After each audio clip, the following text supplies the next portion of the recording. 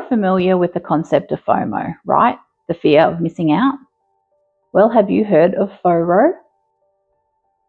We'll discuss this a little bit more further on in the video. Are you recently retired and finding it hard to shift your mindset from a saver to a spender? A study determined that almost 40% of retirees have difficulty flicking the switch from saver to spender, with up to 25% of retirees actually continuing to save in retirement rather than spend.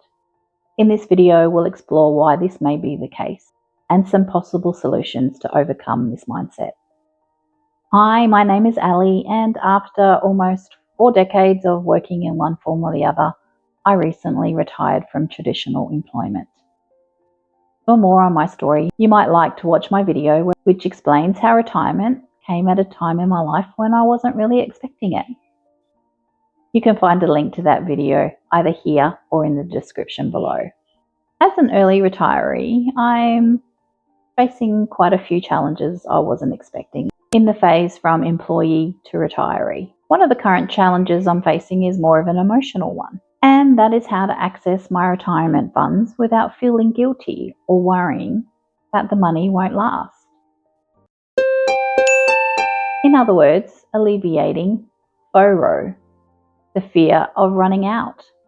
And whilst I may be a retiree, I'm certainly not a qualified financial planner. So a quick disclaimer. The observations and information shared in this video are based on my personal experiences and opinions only, and should not be taken as professional advice. It's important for you to always do your own research and consult a qualified professional when it comes to retirement and financial planning. Many of us spend our entire working lives diligently saving for retirement, only to feel guilty when accessing it. A study found that a vast proportion of retirees have almost 80% of their retirement funds still saved more than 2 decades after initially retiring. It seems we're all really good at saving for that rainy day, but in hindsight, perhaps the weather is more fine than we would have anticipated. This phenomenon is known as the retirement consumption puzzle. In other words, a decline in spending habits when moving into retirement, especially during the early years. Next up, I'm going to discuss 4 possible reasons why this conundrum may exist. And the first one is our old mate, FORO, the fear of running out. With life expectancies continuing to rise during subsequent generations, it's only natural for us to ask the question, how long will we need our money to last? Whilst time is a finite resource, none of us exactly know how much we have left. And our retirement funds are also finite.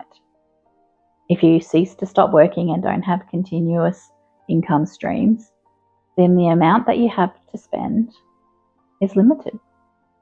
And the second reason is, of course, the need to spend is actually lower in retirement. Our expenses tend to be lower. Work-related expenses are non-existent. We don't have to pay to commute, dry cleaning, keeping up appearances. Many will have either paid off their mortgage or are in a comfortable position enough to pay rent without having to worry about the roofs over their heads. And often socializing decreases at a time when you think it would increase, especially if many of your colleagues are still working and don't have the time that you do. And the third possible reason is loss aversion. The desire to avoid potential loss outweighs the desire to experience gains. Funding your retirement is seen as coming out of your own pocket rather than spending your employer's money. And of course, one of the last reasons is cultural mindset. Cultural pressures to leave inheritance for the next generation. So when assessing your spending habits in retirement, it helps to have a firm idea of what your assets and spending habits are and how you can best harmonize between the two.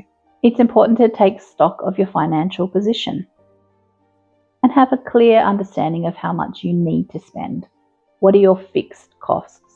How much you need to have to pay utilities, insurances, accommodation costs if necessary, i.e. rent or mortgage payments, and how much you can afford to spend on quality of life experiences. Those sorts of things like entertainment, eating out, holidays, spending time with family. Make sure to put time aside to regularly check in with your income and expenses. Unfortunately, there's no retiring from budgeting.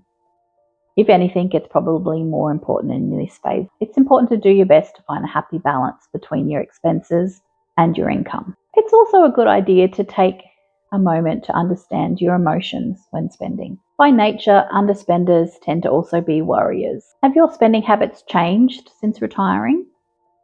Are you still spending on the things that you enjoyed when you could afford to do it as an employee? Are your current spending habits allowing you to enjoy the quality of life that you desire and deserve? Or are you spending less on things that you used to enjoy, like eating out, because you're not sure how long you may be able to afford it? It's common for retirees to struggle with guilt or even uncertainty when they start to spend what they've worked so hard to save.